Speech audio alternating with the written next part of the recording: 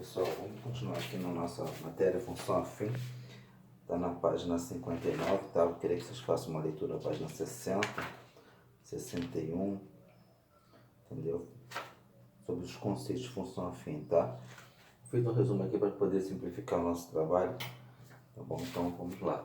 Função do primeiro grau é função afim, ou também conhecida como função polinomial do primeiro grau, tá? A função f definida em reais será uma função afim quando puder ser escrita na forma f de x a x mais b, com o a diferente de zero e o b pertencente aos reais.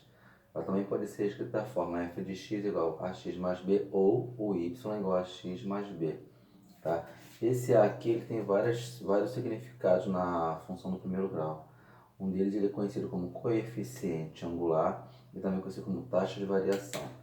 Já o b ele é conhecido como coeficiente linear. Se nós vamos ver mais à frente, em alguns exercícios que eu vou citar para vocês, alguns exemplos que eu vou passar, tá? Então é muito tranquila a parte de função do primeiro grau. Por que do primeiro grau?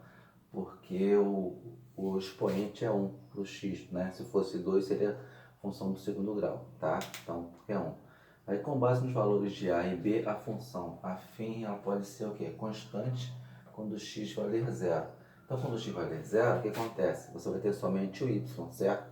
Você vai ter essa função aqui do tipo, ó, y é igual a b, tá? Por quê? Porque o x sendo 0, a vezes 0 é 0, se sobrou b, tá bom? E a função polinomial do primeiro grau ela pode ser linear quando o a for diferente de 0 e o b for igual a 0.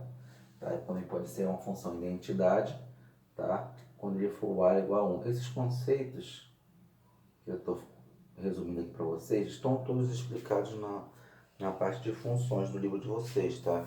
Que começa na página 59, mas tem muitas coisas assim que tá um pouco, não está muito claro. Então eu prefiro fazer um resumo para a gente poder ganhar tempo e depois praticar com os exercícios, tá? Aqui o que acontece? Ó, tem um exemplo básico e bem tranquilo. Sabendo que A é o coeficiente de x e B é o termo independente, tá? Nessa função aqui, ó, f de x é igual a 3x mais 2, quem vai ser meu A? Meu A aqui vai ser o 3. Por quê? Porque ele é o coeficiente de x, ó, tá vendo? O A é o coeficiente de x. E quem é meu B? O 2, que é o termo independente.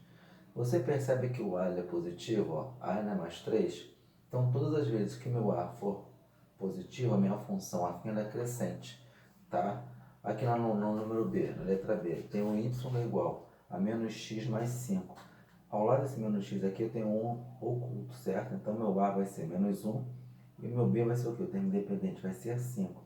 Todas as vezes que isso acontecer, onde o meu A for negativo, a minha função é o quê? É decrescente, tá bom? Na letra C, a função f de x é igual a 2 menos x sobre 2. Quem é meu A? É menos 1 sobre 2. Quem é meu B? É o 2. Então, meu A, por ser negativo, é uma função decrescente. Tá? Então, são só pequenos detalhes que na hora da resolução faz a diferença. Tá? Você tem que saber desses conhecimentos para você poder interpretar bem e resolver a questão. Tá?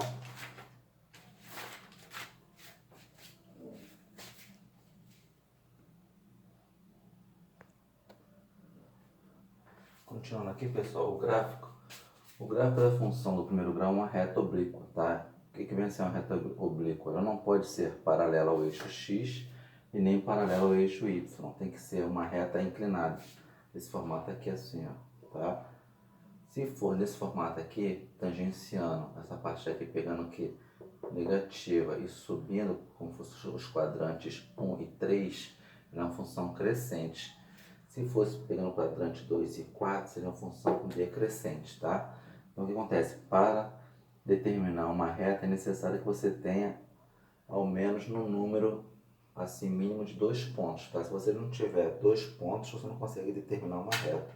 Se você só tiver um ponto só, não serve. Por quê? Por um único ponto, você pode traçar inúmeras retas, tá? Se você tiver um ponto só, por exemplo assim, você tem só esse ponto. Você pode traçar várias retas aqui assim, entendeu? Então, por um ponto só, você não consegue determinar uma reta, tá? Para você determinar uma reta, você deve ter no mínimo 2 pontos, tá? Não é necessário ter 3 pontos para determinar uma reta, tá? Isso aí seria um pouco demais. Então, com 2 pontos conhecidos, tá? Um ponto aqui, o ponto A, exemplo, e o ponto B, tá? Você consegue determinar uma reta, tá? 3 pontos não tem necessidade. Então, o mínimo de pontos que tem que ser conhecido são 2 pontos, tá? Então, continuando, se A for maior que zero, tá? No caso A sendo maior que zero e positivo, tem a fórmula da função afim é o que? É AX mais B, certo? Quando você tem o A maior que zero, a minha função é o que? Constante. Como você tem o maior que zero? Porque ele é positivo. Quando você tem o A menor que zero, o A negativo, minha função é o que? Decrescente. Então, a reta fica oblíqua, fica assim. Sendo o A positivo, reta crescente, oblíqua fica assim. Sendo o A negativo, a reta crescente fica assim. A interseção do eixo x é a raiz da função de f, tá? Que pode ser calculada desse tipo aqui. X é igual a menos b sobre a, tá bom? Então você pode calcular também o valor de x, tá? Menos b sobre a, tá? Aqui eu botei um exemplo para a gente poder entender mais ou menos o que eu comentei anteriormente.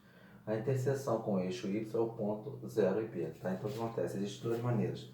Você achar o ponto x, é por meio dessa fórmula, menos b sobre a, e o ponto y, que é a interseção com o eixo y, é o ponto 0 e b, tá?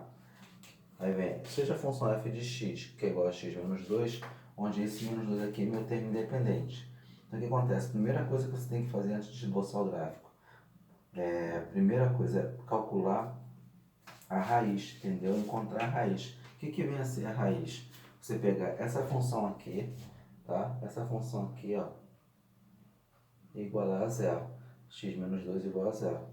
Então você pega aqui, menos 2, passa para lá, vira o que é mais 2, x igual a 2. Então meu valor de x vale 2, certo? Então esse 2 aqui é esse aqui, ó, interceptando o eixo do x, tá?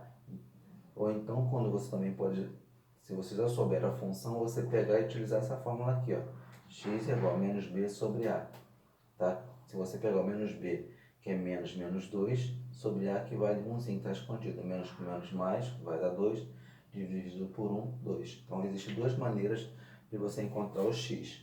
Ou você pegando, achando a raiz, que é pegar a função igual a zero e efetuar normalmente, ou então você aplicar essa fórmula, x é igual a menos b sobre a. Destes 2 modos, você encontra o valor de x.